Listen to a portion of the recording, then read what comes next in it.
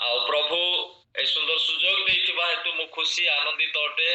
विशेष करी प्रभुंकर धन्यवाद हो। विशेष करी बीरेन आज्ञा को विनय आज्ञा को मधुस्मिता फणी को मु धन्यवाद दिए सुंदर सुजोग देइथिबा हेतु। विशेष करी कि ए ग्रुप पाए ए परिवार पाए मु विशेष करी धन्यवाद दिए। मते प्राय अधिकांश आपण मानकर सहभागिता को आसीबा पाए सुजोग देवे मध्य बोली विश्वास करी मु प्रभु को धन्यवाद देउची। विशेष करी कि माने समय अनुसार जीवा पाए चेष्टा करिबा। आज प्रभु अनुग्रह करी आ गोटे वर्षटी आमन को देखिया पाए देइछंती।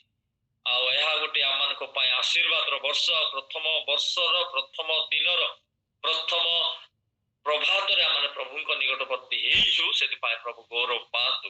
आसतु आमन ईश्वरंकर वाक्य को ध्यान करबा जिरो चिंता निमंते आमने के जने पढ़ी की सुनातु आमन को पाए माथ्यू पुस्तक तार 9 अध्याय 15 एवं 16 पद।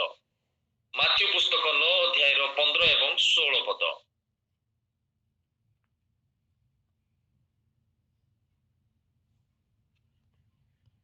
हेलो जी समान को को बर जे पर्यंत बर जाति मान सहित थांती पर्यंत सेमाने की शोक करता। माथ्यू 9 अध्याय 15 एवं 16 पद।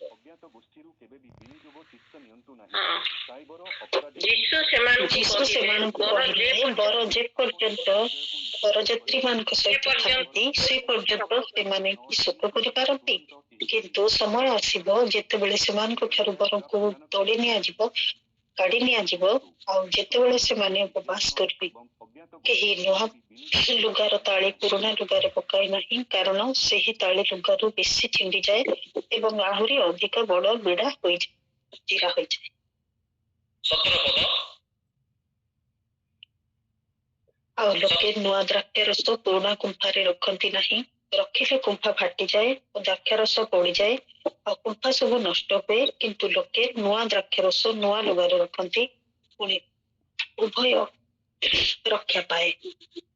प्रभु पठित वाक्य रे आशीर्वाद करंतु। ए अंशटको आगुरु जानिचु पढिचु जे नुआ कुंफारे नुआ द्राक्ष रस रखा जाए। नुआ कुंफा अरे नुआ द्राक्ष रस रखा जाए। नुआ कुंफारे पुराना द्राक्ष रस रखिले नुआ कुंफा फाटी जाए, उभय नष्ट हुए। तेणु प्रभुंकर ए वाक्य आमनकर जीवन रे आज नुआ वर्ष रे प्रभु आमन गोटे नुआ दिनटे देखिया पाई देइछंती। नुआ वर्ष रे आमन पदार्पण करिछु। आ प्रभु कहउछंती तुमे नुआ दिन देखिछ, पुराना विषय ठारू आपना को पृथक कर। पाउल करंतीय मंडली निकट को लेखंती। प्रथम करंतीय जदि पढ़िबे केतेबेले घरे 5 अध्याय 6 ରୁ 8 पद। आम्भे माने जेपरि एक नुआ पिंडुला हेई पारु सेति पाय आमन को खमीर आम ठारू बाहर करबा को हबो। तो आजिरो मुख्य प्रसंग मु जल्दी जल्दी छिपा पाई चाहे। आजिरो मुख्य प्रसंग ए प्रकार आमे जे प्रकार नुआ हेई पारु आम जीवन रे जेपरि नुआ जिंस भरी हेकी रहिबो सेति पाए आमन को नुआ हेबा आवश्यक रहिछि। सेति पाए प्रभु कहउछंती नुआ कुंफारे ही नुआ द्राक्ष रस रखा जीवो। नुआ कुंफारे पुराना द्राक्ष रस रखिले सब नष्ट हो जाए। गोटे नुआ जीवन रे गोटे पवित्र जीवन रे गोटे नुआ आशीर्वाद प्रभु देबा पाई चाहंती। जदि आमनकर कुंफा को आमनकर जीवन को जदि आमने नुआ करू प्रभु नुआ विषय ही देबे। जदि नुआ वर्ष रे जदि पुराना विषय को आमनकर जीवन रे रखू नुआ विषय को प्रभु देबे नै। जदि नुआ विषय आसला उभय नष्ट हुए। तेणु आमने जेपरि एक नुआ लोक हेई पार। तो प्रभु आज गोटे प्रश्न मु पचारबा पाई जणे नले दी जण आ मते शॉर्टली गोटे आंसर देबे। आज प्रथम मासर केते नंबर दिन आज्ञा?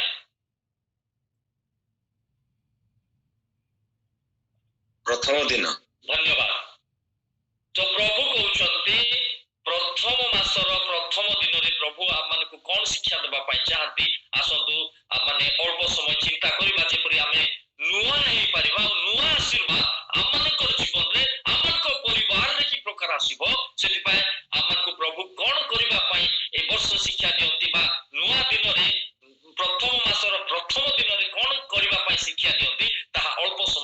କରିବା। ମୋ ସହିତ ଖୋଲନ୍ତୁ ଯାତ୍ରା ପୁସ୍ତକ ତାର 40 ଅଧ୍ୟାୟର 2 ପଦ ପଢିକି ମତେ ଶୁଣାନ୍ତୁ। ଯାତ୍ରା ପୁସ୍ତକ ତାର 40 ଅଧ୍ୟାୟର 2 ପଦ।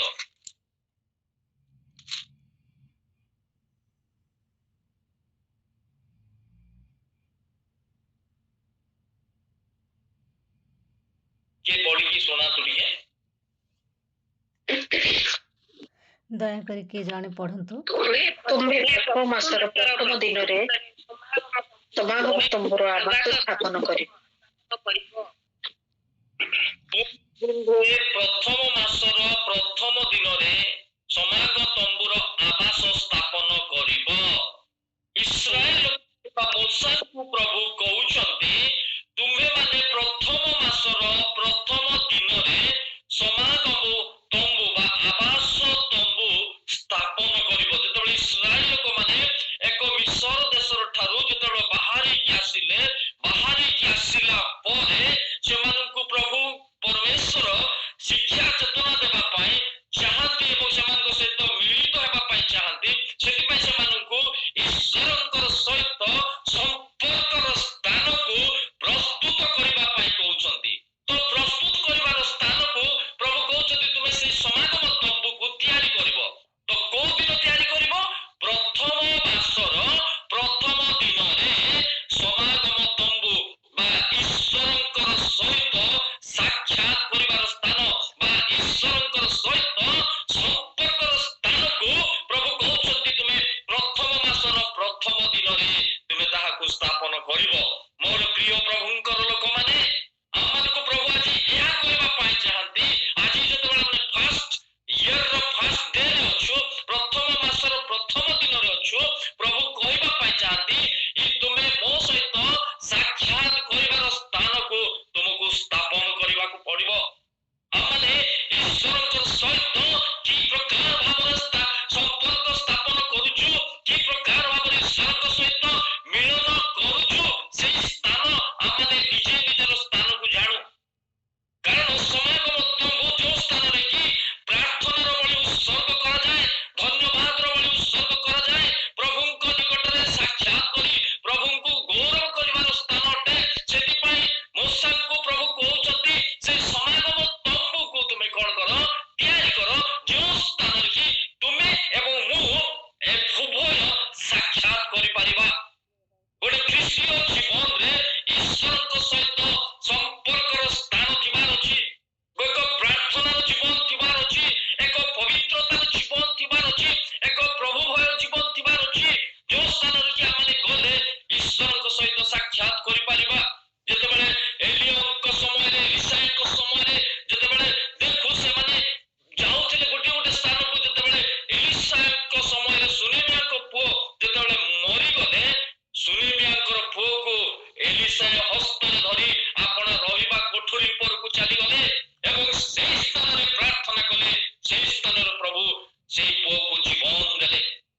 ଈଶ୍ୱରଙ୍କର ସମ୍ପର୍କର ସ୍ଥାନକୁ ଇସାଏ କଣ କରିଥିଲେ? ସୁଦୃଢ କରିଥିଲେ, ସ୍ଥାପନ କରିଥିଲେ, ଯଦ୍ୱାରା ସେ ଗଲେ ଗୋଟେ ମୃତ ପୁତ୍ରକୁ ଧରିକି ସେ ସ୍ଥାନରେ ଜୀବନ ପଳେଇ ଆସିଲା। ଆଜି ଆମମାନଙ୍କ ପାଇଁ ପ୍ରଭୁ କହିବା ପାଇଁ ଚାହାନ୍ତି ଏ ନୂଆ ବର୍ଷର ପ୍ରଥମ ଦିନରେ ଆମେ ଈଶ୍ୱରଙ୍କର ସହିତ ସମ୍ପର୍କର ସ୍ଥାନକୁ ସ୍ଥାପନ କରୁ।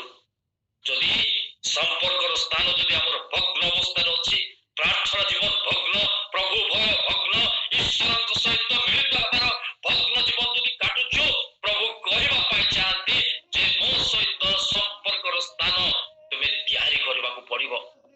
କାରଣ ଲେଖାଯାଏ ବାଇବଲରେ ଯେ ଇସାୟା ପୁସ୍ତକ 1 ଅଧ୍ୟାୟର 18 ପଦରେ ପ୍ରଭୁ କହୁଛନ୍ତି ଆସ ଆମ୍ଭେମାନେ ପରସ୍ପର କଥାବାର୍ତ୍ତା କରିବା। ପ୍ରଭୁ କହୁଛନ୍ତି ତୁମେ ଆସ ଆମ୍ଭେ ପରସ୍ପର କଥାବାର୍ତ୍ତା କରିବା। ଯେତେବେଳେ ଆପଣ ଘରେ କେତେବେଳେ ପଢିବେ ଯୋହନ ପୁସ୍ତକ 5 ଅଧ୍ୟାୟର 14 ପଦରେ ପ୍ରକାର ଲେଖାଯାଏ ଯୀଶୁ ସେଇ ଗୋଟିଏ ରୋଗୀକୁ, ଯୋଉ ରୋଗୀ କି ସୁସ୍ଥ ହେଇଥିଲେ, ଯୋଉ ରୋଗୀ କି 38 ବର୍ଷ ପର୍ଯ୍ୟନ୍ତ ଖଟରେ ଶୋଇକି ସୁସ୍ଥ ହେଇଥିଲେ, ସେଇ ରୋଗୀକୁ ମନ୍ଦିରରେ ଦେଖା ପାଇଲେ ଯୀଶୁ। ପ୍ରଭୁ ମନ୍ଦିରରେ ଦେଖା ପାଆନ୍ତି। ଈଶ୍ୱରଙ୍କର ସହିତ ସାକ୍ଷାତ ହେବାର ସ୍ଥାନ ହୁଏତ ଆମମାନଙ୍କର ଯେତେବେଳେ ଆମେ ଉପାସନା କରିବା ପାଇଁ ଯାଉଛୁ, ବ୍ୟକ୍ତିଗତ ଭାବରେ ପ୍ରାର୍ଥନା କରୁଛୁ, ସେଇ ସ୍ଥାନରେ ପ୍ରଭୁ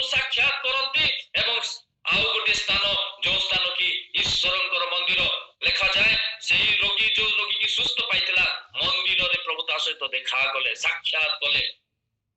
ଲୁକ ପୁସ୍ତକ ତାର 19 ଅଧ୍ୟାୟର 5 ପଦ ଲେଖାଯାଏ, ଯୋଗ୍ୟଙ୍କୁ ପ୍ରଭୁ କହୁଛନ୍ତି ଆସ ଆଜି ମୁଁ ତୁମ ଘରେ ରହିବି।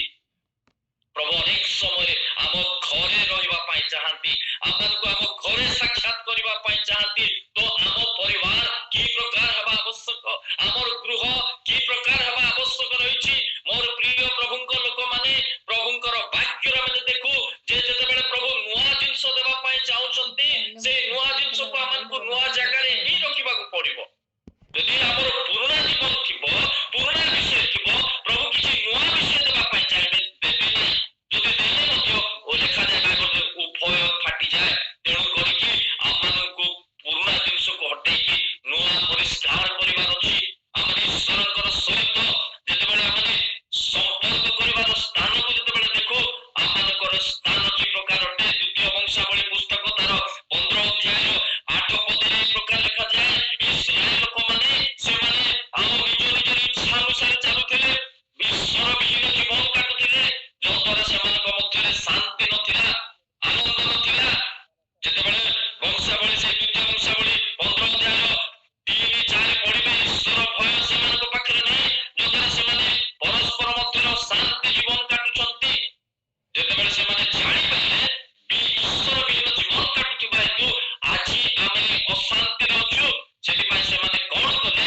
8 ପଦ ଲେଖାଯାଏ, ସେମାନେ ସଦାପ୍ରଭୁଙ୍କ ଗୃହର ବରଣ୍ଡା ସ୍ଥିତ ଯଜ୍ଞ ବେଦୀ ସବୁ ସଜାଡ଼ିବାକୁ ଆରମ୍ଭ କଲେ।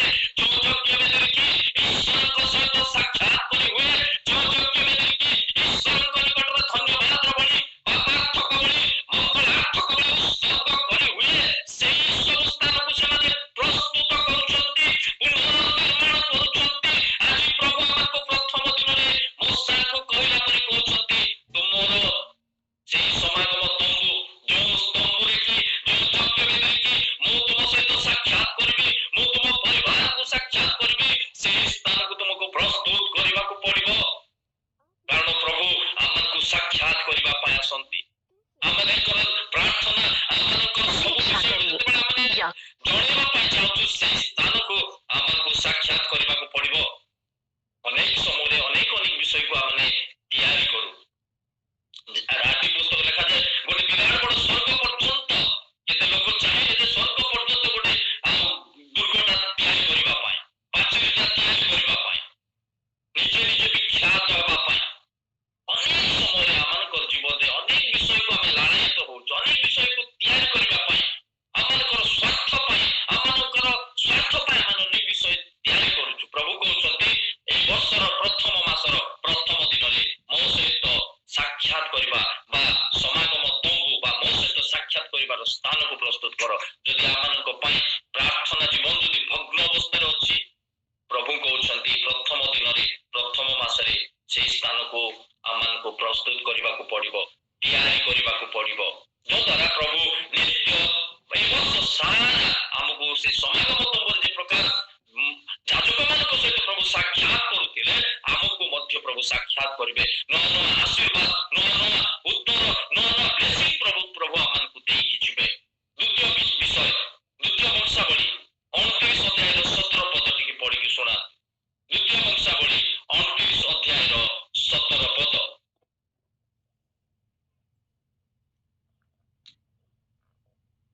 କିଏ ପାଉଛନ୍ତି ଯଦି ପଢନ୍ତୁ।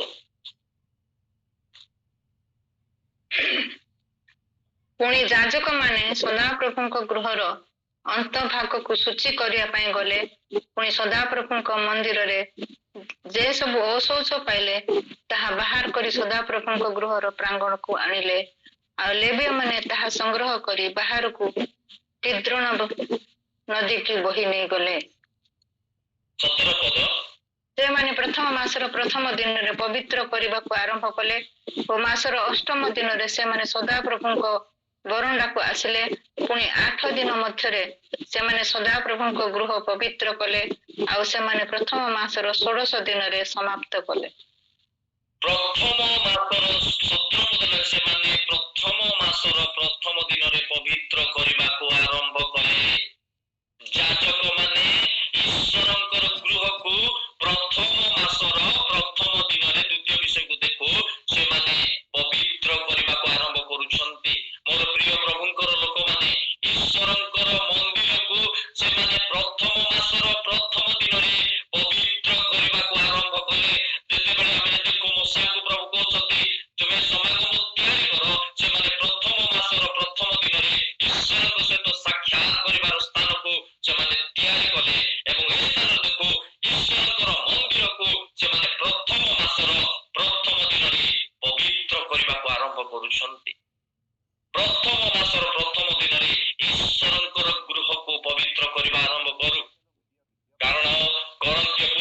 ଲେଖାଯାଏ ଆମ୍ଭେ ମାନେ ହଉଛୁ ଈଶ୍ୱରଙ୍କର ଅପରାଧୀଙ୍କ ମନ୍ଦିର। ଦ୍ୱାରା ଏହା ଏକ ଆମମାନଙ୍କୁ ଷଡ଼ଯନ୍ତ୍ର। କୌଣସି ଚର୍ଚ୍ଚ ଘରକୁ ଯାଇକି ପବିତ୍ର କରିବା ଆବଶ୍ୟକ ନାହିଁ। କୌଣସି ଚର୍ଚ୍ଚ ଘରକୁ ଯାଇକି ଆମମାନଙ୍କୁ ମରାମତି କରିବାର ନାହିଁ। ପ୍ରଭୁ କହୁଛନ୍ତି ନିଜେ ପବିତ୍ର ହେବାକୁ ଆରମ୍ଭ କର, ଯଦ୍ୱାରା ମୁଁ ଗୋଟେ ନୂଆ ବିଷୟ ତୁମମାନଙ୍କୁ ଦେବା ପାଇଁ ଚାହୁଁଛି। ପୁରୁଣା ଗୁମ୍ଫା ରଖ ନାହିଁ। ପୁରୁଣା ଗୁମ୍ଫାରେ ନୂଆ ଦ୍ରାକ୍ଷା ରସ ଦେଲେ ଗୁମ୍ଫା ଫାଟିଯାଏ। ସେଇ ପ୍ରକାର ନୂଆ ଜୀବନକୁ ତୁମମାନଙ୍କର ମନ, ପ୍ରାଣ, ଆତ୍ମା, ଶରୀର ସବୁ ନୂଆ କରିବାକୁ ଆରମ୍ଭ କର। ପ୍ରଭୁ କହୁଛନ୍ତି ତୁମେ ନୂଆ ପବିତ୍ର ହେବା ପାଇଁ ଆରମ୍ଭ କର, କାରଣ ପବିତ୍ର ଜୀବନକୁ ଦେଖି ପ୍ରଭୁ କଣ କରିବେ? ନୂଆ ଆଶୀର୍ବାଦ ଦେବେ। ଗଣନା ପୁସ୍ତକ 5 ଅଧ୍ୟାୟକୁ ପଢିବେ, ଲେଖାଯାଏ ସେହି ସ୍ଥାନ ଲେଖାଯାଏ ଈଶ୍ୱରଙ୍କର ପବିତ୍ର ଗୃହକୁ ପ୍ରଭୁ କହୁଛନ୍ତି ତୁମେ ପବିତ୍ର କର, ଶୁଚି କର, କାରଣ ଯେଉଁ ତମ୍ବୁରେ ଆମେ ବାସ କରୁ ସେ ସ୍ଥାନରେ ଯେପରି ଅଶୁଚି ବିଷୟ ନଥିବ, ରୁଗୁଣା ବିଷୟ ନଥିବ, କୌଣସି ଅପବିତ୍ର ଜିନିଷ ନଥିବ। ସେଥିପାଇଁ ମୂଷାଙ୍କୁ ପ୍ରଭୁ କହୁଛନ୍ତି ସେଇ ତମ୍ବୁ ମଧ୍ୟରୁ ତୁମେ ଅଶୁଚି ବିଷୟକୁ ଦୂର କର, ଯଦ୍ୱାରା ସେ ତମ୍ବୁରେ ଆମେ ବାସ କରିବା। ମୋ ପ୍ରିୟ ପ୍ରଭୁଙ୍କ ଲୋକମାନେ, ଆମମାନେ ହଉଛୁ ଈଶ୍ୱରଙ୍କର ମନ୍ଦିର ଅଟୁ। ପ୍ରଥମ ଦିନରେ, ପ୍ରଥମ ମାସର ପ୍ରଥମ ଦିନରେ ପ୍ରଭୁ ଏଇ କଥା କହିବା ପାଇଁ ଚାହାନ୍ତି, ତୁମର ଗୃହକୁ, ତୁମର ଶରୀରକୁ, ତୁମର ମନକୁ, ତୁମର ଆତ୍ମାକୁ ପବିତ୍ର କରିବା ଆରମ୍ଭ କର। ତାହେଲେ ନୂଆ ଦ୍ରାକ୍ଷାରସ ପ୍ରଭୁ ଦେବା ପାଇଁ ଚାହୁଁଛନ୍ତି, ଏକ ନୂଆ ବ୍ଲେସିଂ ଦେବା ପାଇଁ ଚାହୁଁଛନ୍ତି, ଏକ ନୂଆ ଆଶା ଦେବା ପାଇଁ ଚାହୁଁଛନ୍ତି, ଏକ ନୂଆ ଶକ୍ତି ଆମମାନଙ୍କ ଜୀବନରେ ଦେବା ପାଇଁ ଚାହୁଁଛନ୍ତି।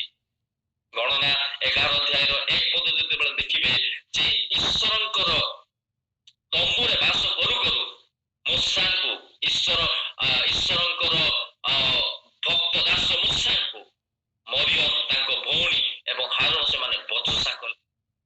ସେମାନେ କଣ କଲେ? ଈଶ୍ୱରଙ୍କର ଗୃହରୁ ସେମାନେ ବଚସା କଲେ। ଲୋକମାନେ ବଚସା କଲେ, ଆମମାନେ ଏଇ ବିଷୟରେ ଏହା ଖାଉଥିଲୁ, ପିଉଥିଲୁ, ଏହା ସବୁ ଆମେ ସମସ୍ତେ ଜାଣିଛୁ। ମୁଁ ବ୍ୟାଖ୍ୟା କରିବା ପାଇଁ ଚାହେଁନି, କାହିଁକି ନା ମୋ ପାଖରେ ସମୟ ବହୁତ କମ। ସେମାନେ ଯେତେବେଳେ ପୁରୁଣା ଜିନିଷକୁ ମନେ ପକାଉଛନ୍ତି, ସେମାନେ ପୁରୁଣା ଜିନିଷକୁ, ପୁରୁଣା ଖାଦ୍ୟକୁ ମନେ ପକାଉଛନ୍ତି। ବିଶ୍ୱରେ ଆମେ ଏଇ ସବୁ ଜିନିଷ ଖାଉଥିଲୁ, ତୁମେ ଆମକୁ ପ୍ରାନ୍ତରରେ ମାରିବା ପାଇଁ ଆଣିଛ। ପ୍ରଭୁଙ୍କର କ୍ରୋଧ ସେମାନଙ୍କ ପ୍ରତି ପ୍ରକାଶିତ ହେଲା। ଅନେକ ହଜାର ହଜାର ଲୋକ ସେମାନେ କଣ ହେଲେ? ଭୂମିସାତ ହେଲେ, ମୃତ୍ୟୁବରଣ କଲେ। ମୋର ପ୍ରିୟ ପ୍ରଭୁଙ୍କ ଲୋକମାନେ, ଏକ ନୂଆ ବର୍ଷରେ ଆମକୁ ପ୍ରଭୁ ପଦାର୍ପଣ କରିଛନ୍ତି। ପୁରୁଣା ଜିନିଷକୁ ଲାଳାୟିତ ହୁଅନ୍ତୁ ନାହିଁ, ପୁରୁଣା ବିଷୟକୁ ମନେ ପକାନ୍ତୁ ନାହିଁ, କାରଣ ବାଇବଲରେ ଲେଖାଯାଏ, ଗଣନା ପୁସ୍ତକ ଯେତେବେଳେ 11 ଅଧ୍ୟାୟ ପଢିବେ ସେ ସ୍ଥାନ ଲେଖା ହେଇଛି ଯେ ସେମାନେ ମିଶ୍ରିତ ଜନତାଙ୍କ ସହିତ ଲୋଭାକ୍ରାନ୍ତ ହେଲେ। ଆମମାନଙ୍କର ଜୀବନରେ ଲୋଭ ଆସିଯାଏ, ପୁରୁଣା ଜୀବନକୁ ଆମେ ମନେ ପକାଉ। ତେଣୁ କରିକି ପ୍ରଭୁ କହୁଛନ୍ତି ସେ ପୁରୁଣା ଦ୍ରାକ୍ଷାରସକୁ ତୁମେ ବାହାର କରି ପକାଅ, ପୁରୁଣା ଗୁମ୍ଫାକୁ ତୁମେ ବାହାର କରି ପକାଅ। ଏକ ନୂଆ ଗୁମ୍ଫାରେ ନୂଆ ଦ୍ରାକ୍ଷାରସ ମୁଁ ଦେବା ପାଇଁ ଚାହୁଁଛି, ନୂଆ ବ୍ଲେସିଂ ଦେବା ପାଇଁ ଚାହୁଁଛି। ସେଥିପାଇଁ ଇସ୍ରାଏଲ ଲୋକମାନଙ୍କୁ ପ୍ରଭୁ ସେମାନଙ୍କୁ କଣ କଲେ? କ୍ରୋଧ କଲେ। ଅନେକ ଲୋକ ମରିଗଲେ। ମୋର ପ୍ରିୟ ପ୍ରଭୁଙ୍କ ଲୋକମାନେ, ଆମେ ଏକ ପ୍ରାନ୍ତର ମଧ୍ୟରେ ଅଛୁ, ଏକ ନୂଆ ଜାଗାରେ ଆମେ ଅଛୁ, ଏକ ନୂଆ ବର୍ଷରେ ଆମେ ଅଛୁ। ନୂଆ ବର୍ଷର ପ୍ରଥମ ମାସର ପ୍ରଥମ ଦିନରେ ଆମେ ଅଛୁ। ପ୍ରଭୁ କହୁଛନ୍ତି ତୁମର ଅକୃତଜ୍ଞକୁ ଦୂର କର, ତୁମର ବଚସାକୁ ଦୂର କର। ତୁମେ ଯୋଉ ପୁରୁଣା ଜିନିଷ ଯାହାକି ତୁମେ ୟୁଜ କରୁଥିଲ, ଯାହାକି ତୁମେ ବ୍ୟବହାର କରୁଥିଲ, ଯାହାକି କହୁଥିଲ, ଯାହାକି ଶୁଣୁଥିଲ, ଯାହାକି ଖାଉଥିଲ, ସେ ପୁରୁଣା ଜିନିଷକୁ ତୁମେ ବାହାର କରିଦିଅ, ଯଦ୍ୱାରା ମୁଁ ନୂଆ ଜିନିଷ ଦେବା ପାଇଁ ଚାହୁଁଛି। ମୂଷାକୁ ଯେତେବେଳେ ବଚସା କଲେ ସେ ତମ୍ବୁ ମଧ୍ୟରେ, ସେମାନଙ୍କର ପାଇଁ କୁଷ୍ଠ ହେଇଗଲା। ସେ 2 ଜଣଙ୍କ ପାଇଁ ଅନେକ ଦିନ, ମରିୟମ ଲେଖାଯାଏ ମରିୟମ ଶୁଚି ହେବା ପର୍ଯ୍ୟନ୍ତ ଇସ୍ରାଏଲ ଲୋକମାନେ ଯାତ୍ରା କରିପାରିଲେ ନାହିଁ। ମୋର ପ୍ରିୟ ପ୍ରଭୁଙ୍କ ଲୋକମାନେ, ଆମମାନଙ୍କର ତମ୍ବୁରେ ଅପବିତ୍ର ନ ରହୁ, ଅକୃତଜ୍ଞ ନ ରହୁ, ବଚସା ନ ରହୁ, କ୍ରୋଧ ନ ରହୁ, ପବିତ୍ର କରିବାକୁ ଆରମ୍ଭ କରନ୍ତୁ। କାରଣ ବାଇବଲରେ ଲେଖାଯାଏ, ମୁଁ ପଢିବା ପାଇଁ କହୁନାହିଁ, ଯେ ଆଇବ ପୁସ୍ତକ 22 ଅଧ୍ୟାୟ ଲେଖାଯାଏ ନିଜ ତମ୍ବୁରୁ ଅଧର୍ମ ଦୂର କର। ନିଜ ତମ୍ବୁରୁ ଅଧର୍ମ ଦୂର କଲେ ପ୍ରଭୁ ଆମମାନଙ୍କର କଥା ଶୁଣିବେ, ପ୍ରଭୁ ଆମମାନଙ୍କ ସହିତ ରହିବେ, ଆଉ ପ୍ରଭୁ ଆମମାନଙ୍କର ଗତିକୁ ସମ୍ଭାଳିବେ, ପ୍ରଭୁ ଆମର କାର୍ଯ୍ୟକୁ ସମ୍ଭାଳିବେ। ଯଦି ଆମ ତମ୍ବୁରେ, ଆମ ଶରୀରରେ ଯଦି ଅପବିତ୍ର ଅଛି, ଆମେ କେତେ ଡାକିଲେ ମଧ୍ୟ, କେତେ ବିଷୟ କହିଲେ ମଧ୍ୟ ପ୍ରଭୁ କୌଣସି ବିଷୟରେ ସଫଳତା ଦେବେ ନାହିଁ, କୌଣସି ବିଷୟରେ ଏକ ନୂଆ ଜୀବନ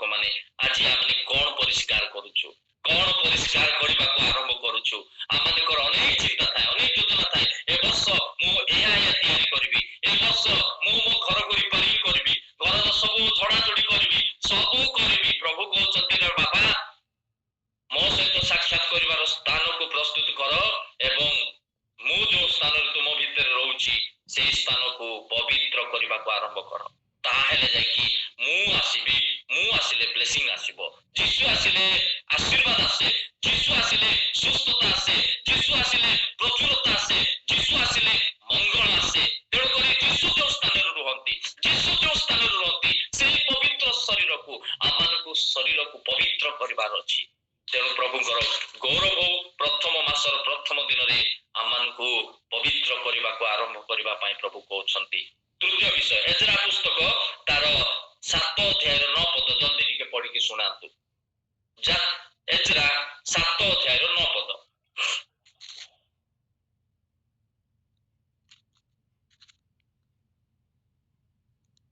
एजरा 7 अध्याय 9 पद कारण से प्रथम मासर प्रथम दिन बाबिल रु यात्रा आरंभ कले पुणी तांको प्रति परमेश्वर को मंगलमय हस्तर सहायता प्रमाणे से पंचम मासर प्रथम दिन रे जेरुसलेम रे उपस्थित हेले धन्यवाद एजरा प्रथम मासर प्रथम दिन रे यात्रा आरंभ कले प्रथम मासरे प्रथम विषय प्रभु कहले मो सहित साक्षात करिवार स्थान को प्रस्तुत करो मु रहिबा स्थान को पवित्र करबा आरंभ करो एवं एजराଙ୍କ परि प्रथम मासरे तुमे गोटे स्थान रु आ गोटे स्थान को यात्रा आरंभ करो एजरा लिखा जाए प्रथम मासर प्रथम दिन रे से कोन करूछंती जेते बेले से यात्रा आरंभ करूछंती लिखा जाए जे एजरा से कोन करूछंती जे प्रथम मासर प्रथम दिन रे से यात्रा आरंभ कले कोठू बाबिल थारू एजरा कोन करूछंती जेरुसलेम को यात्रा करूछंती बाबिल एक अंधकार स्थान अटे बाबिल एक मूर्ति पूजार स्थान अटे प्रतिमार स्थान अटे तेरे पई एजरा जते बेले बाहरुछंती से कोन करछंती लिखा जाए एजरा प्रथम मासर प्रथम दिन रे से कोन कले जेरुसलेम को यात्रा आरंभ कले कारण से प्रथम मासर प्रथम दिन बाबिल रु यात्रा आरंभ करी आ से मास 16 मासर प्रथम दिन रे जेरुसलेम रे उपस्थित हेले बाबिल एक मूर्तिर स्थान अटे मूर्ति को प्रतिमा सहित बुझा जाए प्रतिमा पूजा को एक लोभ सहित तुलना करा जाए एक अंधकार स्थान रु आमान को यात्रा आरंभ करबा को पड़िबो मोर प्रिय प्रभुଙ୍କ लोक माने जे प्रभु कहउछंती प्रथम दिन रे यात्रा एजरा आरंभ करथिले एक अंधकार बाबिल थारू जेरुसलेम पुण्य नगरी को आमान को मध्य प्रभु कहउछंती जे बाबिल रो अर्थ भेद अटे भंग अटे एक संपर्क को छिन्न करिवार स्थान बाबिल विच्छिन्न करिवार स्थान होची बाबिल रो स्थान दर्पर स्थान अटे ईश्वरंकर उत्पाटित करिवार स्थान अटे जेरेमिया 51 16 लिखा जाए मूर्ति पूजार स्थान अटे जिसाया 46 रो 1 लिखा जाए बाबिल होची को बोझोर स्थान अटे बाबिल मंदिर मूर्ति प्रतिमार मंदिर स्थान अटे प्रभु कहउछंती मोर प्रिय प्रभुଙ୍କ लोक माने जे आमन को से बाबिल परि स्थान रु यात्रा आरंभ करिवार अछि Jerusalem city of the peace ईश्वरंकर पुण्य नगरी को यात्रा आरंभ करंतु आमने आरंभ करूछु ठीक अछि जनवरी मास रे प्रभु को अनेक ब्लेसिंग मांगुछु प्रभु को कहबा प्रभु मो सेही नुआ पृथ्वी मा नुआ जेरुसलेम रे स्थान पाया पाए आमन को यात्रा करबा को पड़िबो कारण प्रथम पितर लिखा जाए एक नुआ जेरुसलेम नुआ पृथ्वी आम पाए प्रस्तुत हेकी अछि आमन को सेही नुआ जेरुसलेम को यात्रा करबा को पड़िबो जेति पय एजरा प्रथम मासर प्रथम दिन रे यात्रा आरंभ कले गोटे अंधकार स्थान रु एक मूर्ति पूजार स्थान रु एक विच्छिन्न स्थान रु एक भेदर स्थान रु एक बोझर स्थान रु आमन को चली जीवा को पड़िबो मोर प्रिय प्रभुଙ୍କ लोक माने बोझग्रस्त स्थान रे रहंतु नाही अंधकार स्थान रे रहंतु नाही प्रतिमा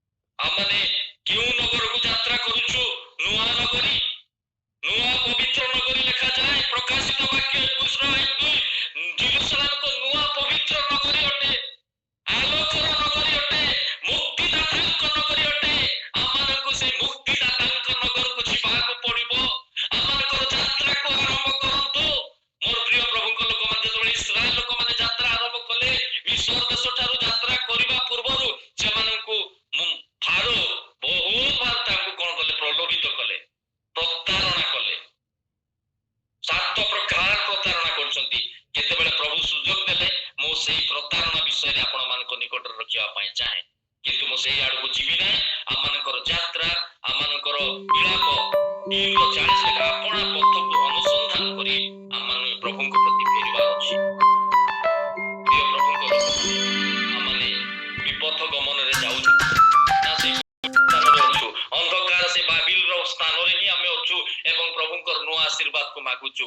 ସେଇ ପବିତ୍ର, ସେଇ ଅପବିତ୍ର ହେଇକି ହିଁ ବସିଛୁ, ପ୍ରଭୁଙ୍କର ନୂଆ ଆଶୀର୍ବାଦକୁ ମାଗୁଛୁ ଏବଂ ସେଇ ଭଙ୍ଗା ଚୂର୍ଣ୍ଣା ଜାଗାରେ ହିଁ ଅଛୁ ଏବଂ ପ୍ରଭୁଙ୍କର ଆଶୀର୍ବାଦକୁ ମାଗୁଛୁ। ପ୍ରଭୁ କହିବା ପାଇଁ ଚାହାନ୍ତି, ମୋର ପ୍ରିୟ ପ୍ରଭୁଙ୍କ ଲୋକମାନେ, ଆମମାନଙ୍କୁ ପ୍ରଭୁ କହିବା ପାଇଁ ଚାହାନ୍ତି, ମୋର ପ୍ରଭୁଙ୍କର ଲୋକମାନେ, ପ୍ରଭୁ ବିଶେଷ କରି କହୁଛନ୍ତି ଯେ ପ୍ରଥମ ମାସର ପ୍ରଥମ ଦିନରେ ପ୍ରଭୁଙ୍କ ସହିତ ସାକ୍ଷାତ କରିବାର ସ୍ଥାନକୁ ପ୍ରସ୍ତୁତ କରୁ। ପ୍ରଭୁ ଯେଉଁ ସ୍ଥାନରେ ରୁହନ୍ତି ପ୍ରଥମ ମାସର ପ୍ରଥମ ଦିନରେ ସେଇ ସ୍ଥାନକୁ ପବିତ୍ର କରିବା ଆରମ୍ଭ କରନ୍ତୁ ଏବଂ ପ୍ରଭୁ କହୁଛନ୍ତି ପ୍ରଥମ ମାସର ପ୍ରଥମ ଦିନରେ ଈଶ୍ୱରଙ୍କର ନିକଟକୁ ବା ଜେରୁସାଲେମ ନଗରୀକୁ, ବାବିଲର ସ୍ଥାନରୁ, ଅନ୍ଧକାରର ସ୍ଥାନରୁ, ବାବିଲର ସ୍ଥାନରୁ ଜେରୁସାଲେମ ଈଶ୍ୱରଙ୍କର ପୁଣ୍ୟ ନଗରୀକୁ ଯାତ୍ରା ଆରମ୍ଭ କରନ୍ତୁ, ଯେଉଁ ସ୍ଥାନରେ କି ଆମେ ପ୍ରଭୁଙ୍କ ସହିତ ସାକ୍ଷାତ କରିପାରିବା। ଆଉ ଯେଉଁମାନେ ପ୍ରଭୁଙ୍କ ସହିତ ସାକ୍ଷାତ କରନ୍ତି ସେମାନଙ୍କର ଜୀବନ ପରିବର୍ତ୍ତନ ହେଇଯାଏ। ଏକ ବାହିନୀଭୂତ ଲାଗିଥିଲା ବ୍ୟକ୍ତି, ମାର୍କ ପୁସ୍ତକ 3-5 ଅଧ୍ୟାୟ ଲେଖାଯାଏ ଯେ ଯେତେବେଳେ ବାହିନୀଭୂତ ଲାଗିଥିବା ବ୍ୟକ୍ତି ଯାହାର ଜୀବନ କି ଯାହାର ଜୀବନ କି ସମାଧି ସ୍ଥଳରେ କାଟୁଥିଲା, ସେ ଉଲଙ୍ଗ ଜୀବନ କାଟୁଥିଲା, ସବୁବେଳେ ଚିତ୍କାର କରୁଥିଲା, ଯେତେବେଳେ ଯୀଶୁଙ୍କ ସହିତ ଭେଟ ହଉଛନ୍ତି ଯୀଶୁ ତାଙ୍କୁ ପରିବର୍ତ୍ତନ କଲେ, ଯୀଶୁ ତାଙ୍କର ସେଇ ମନ୍ଦ ଶକ୍ତିକୁ ତାଙ୍କ ଠାରୁ ଦୂର କରିଦେଲେ। ଲେଖାଯାଏ ସେ ଭଲ ମନରେ ଭଲ ଲୁଗା ପିନ୍ଧି ଯୀଶୁଙ୍କ ପାଦ ନିକଟରେ ବସିଥିବା ଲୋକମାନେ ଦେଖି ଆଶ୍ଚର୍ଯ୍ୟ ହେଲେ। ଆମମାନେ ଯେତେବେଳେ ଯୀଶୁଙ୍କ ପାଖକୁ ଯାତ୍ରା କରୁ ଆମମାନଙ୍କର ଜୀବନ, ଆମମାନଙ୍କର ମନ, ଆମମାନଙ୍କର ଶରୀର, ଆମମାନଙ୍କର ସବୁ ବିଷୟ ନୂଆ ହେଇଯାଏ। ଲୋକମାନେ ଦେଖିକି ଆଶ୍ଚର୍ଯ୍ୟ ହେବେ। ପ୍ରିୟ ପ୍ରଭୁଙ୍କ ଲୋକମାନେ, ଆମେ କେଉଁ ସ୍ଥାନକୁ ଯାତ୍ରା ଆରମ୍ଭ କରିବା ପାଇଁ ଏ ବର୍ଷ ପ୍ରସ୍ତୁତ କରିଛୁ, ପ୍ଲାନ୍ କରିଛୁ? କୋଉ ବିଷୟ ପବିତ୍ର କରିବା ପାଇଁ, ମରାମତି କରିବା ପାଇଁ, ତିଆରି କରିବା ପାଇଁ ଆମମାନେ ପ୍ଲାନ୍ କରିଛୁ? ପ୍ରଭୁ ମାତ୍ର କହୁଛନ୍ତି ପ୍ରଥମ ମାସର ପ୍ରଥମ ଦିନରେ ମୋ ସହିତ ସାକ୍ଷାତ କରିବାର ସ୍ଥାନକୁ ପ୍ରସ୍ତୁତ କର, ଯଦ୍ୱାରା ମୁଁ ତୁମ ସହିତ ସାକ୍ଷାତ କରିବି, ମୁଁ ତୁମର ପ୍ରାର୍ଥନାକୁ ଶୁଣିବି। ପ୍ରଥମ ମାସର ପ୍ରଥମ ଦିନରେ ତୁମର ଶରୀର, ମନ, ପ୍ରାଣ, ଆତ୍ମାକୁ ତୁମେ ପବିତ୍ର କରିବା ଆରମ୍ଭ କର, ଯଦ୍ୱାରା ମୁଁ ତୁମ ଗୃହରେ ରହିବି, ମୁଁ ତୁମର ମନ୍ଦିରରେ ରହିବି, ମୁଁ ତୁମ ସହିତ ରହିବି। ଯେତେବେଳେ ଇମାନୁଏଲ ପରମେଶ୍ୱର ଆମମାନଙ୍କ ସହିତ ରହିବେ, ଯେତେବେଳେ ଜିହୋଭା ଜିରି ପରମେଶ୍ୱର ଆମମାନଙ୍କ ସହିତ ରହିବେ, ଆମକୁ ନୂଆ ନୂଆ ବ୍ଲେସିଂ ପ୍ରଭୁ ଦେବେ ଏବଂ ଆମମାନଙ୍କୁ ପ୍ରଭୁ କହୁଛନ୍ତି ମୋ ପାଖକୁ ଯାତ୍ରା ଆରମ୍ଭ କରନ୍ତୁ, ମୋ ପାଖକୁ ତୁମର ଯାତ୍ରାକୁ ଆରମ୍ଭ କରନ୍ତୁ, ଯେଉଁ ସ୍ଥାନରେ କି ମୋ ସହିତ ସାକ୍ଷାତ ହବ, ଯେଉଁ ସ୍ଥାନରେ କି ମୁଁ ତୁମ ପାଇଁ ଏକ ନୂଆ ନଗରୀ, ନୂଆ ପୃଥିବୀ, ନୂଆ ଜେରୁସାଲେମ ରଖିଛି। ଏଜ୍ରା ବାବିଲରୁ ଜେରୁସାଲେମକୁ ଯାତ୍ରା କଲେ, ଅନ୍ଧକାରରୁ ଆଲୋକର ସ୍ଥାନକୁ। ଆମମାନଙ୍କର ଏମ୍ ହଉ, ଆମମାନଙ୍କର ଲକ୍ଷ୍ୟ ହଉ, ପ୍ରଭୁଙ୍କ ନିକଟକୁ ଆମେ ଯାତ୍ରା ଆରମ୍ଭ କରୁ। ପ୍ରଭୁ এই ପଠିତ ବାକ୍ୟ ଉପରେ ଆମେ ପ୍ରତ୍ୟେକଙ୍କୁ ଆଶୀର୍ବାଦ କରନ୍ତୁ। ଧନ୍ୟବାଦ, ନମସ୍କାର। ଆମେନ୍ ଆମେନ୍। ବହୁତ ଧନ୍ୟବାଦ ପ୍ରଭୁଙ୍କର ଗୌରବ।